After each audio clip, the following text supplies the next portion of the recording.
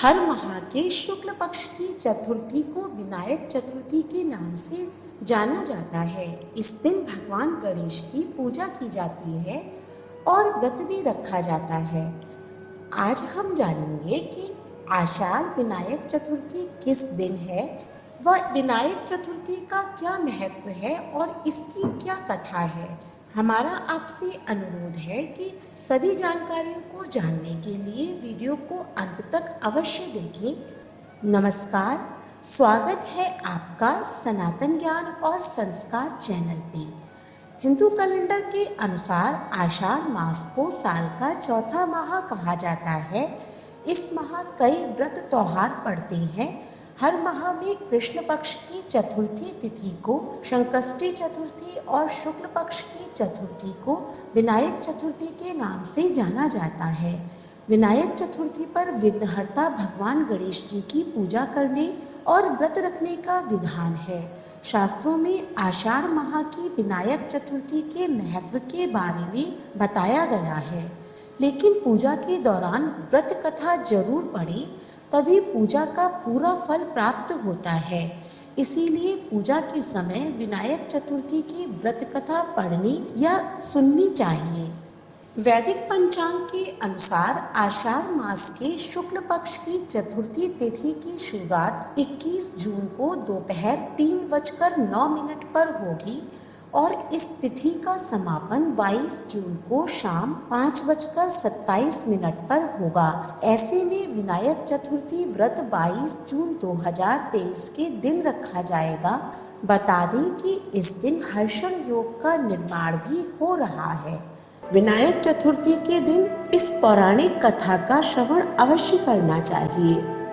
श्री गणेश चतुर्थी व्रत की पौराणिक कथा के अनुसार एक बार भगवान शिव तथा माता पार्वती नर्मदा नदी के किनारे बैठे थे।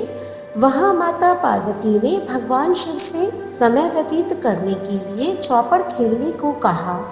शिव जी चौपड़ खेलने के लिए तैयार हो गए, परंतु इस खेल में हार जीत का फैसला कौन करेगा, यह प्रश्न उनके समक्ष उठा।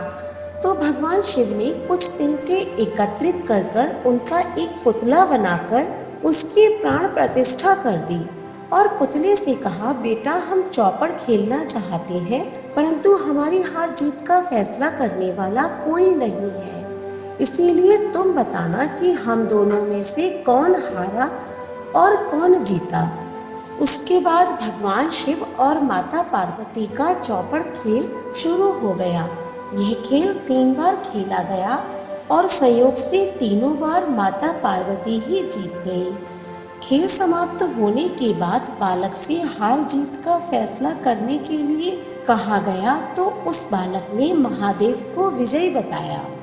यह सुनकर माता पार्वती क्रोधित हो गई और क्रोध में उन्होंने बालक को लंगड़ा होने, कीचड़ में पड़ा रहने का श्राप दे दिया। बालक ने माता पार्वती से माफी मांगी और कहा, मुझसे यह अज्ञानतावश हुआ है, मैंने किसी द्वेष भाव में ऐसा नहीं किया है। बालक द्वारा क्षमा मांगने पर माता पार्वती ने कहा, यहाँ गणेश पूजन के लिए नाग कन्याएं आएंगी, उनके कहे अनुसार तुम गणेश व्रत करना, ऐसा करने से तुम मुझे प्राप्त करोगे। यह कहकर माता पार्वती शिव के साथ कैलाश पर्वत पर चली गई। 1 वर्ष के बाद उस स्थान पर नाग कन्याएं आई। तब नाग कन्याओं से श्री गणेश की व्रत की विधि मालूम कर उस बालक ने 21 दिन तक लगातार गणेश जी का व्रत किया। उसकी श्रद्धा से गणेश जी प्रसन्न हुए और उन्होंने बालक को मनोवांछित फल मांगने के लिए कहा। उस पर उस बालक ने कहा, हे विनायक, मुझ में इतनी शक्ति दीजिए कि मैं अपने पैरों से चलकर अपने माता पिता के साथ कैलाश पर्वत पर पहुंच सकूं और वे ये देखकर प्रसन्न हों। तब बालक को वरदान देकर श्री गणेश अंतर्ध्यान हो गए। इसके बाद वह बालक कैलाश पर्वत पर पहुंच गया और कैलाश पर्वत पर पहुंचने की अपनी कथा उसने भगवान शिव को सुनाई। चौपड़ वाले दिन से माता पार्वती शिव जी से विमुख हो गई थी, अतः देवी के रुष्ट होने पर भगवान शिव ने भी बालक के बताए अनुसार 21 दिनों तक श्री गणेश का व्रत किया। इस व्रत के प्रभाव से माता पार्वती के मन से भगवान शिव के लिए जो नाराजगी थी वह भी समाप्त हो गई। तब यह व्रत विधि भगवान शंकर ने माता पार्वती को बताई। यह सुनकर माता पार्वती के मन में भी अपने पुत्र कार्तिकेय से मिलने की इच्छा जागृत हुई। तब माता पार्वती ने भी 21 दिन तक श्री गणेश का व्रत किया तथा दुर्वा, फूल और लड्डुओं से श्री गणेश जी का पूजन अर्चन किया।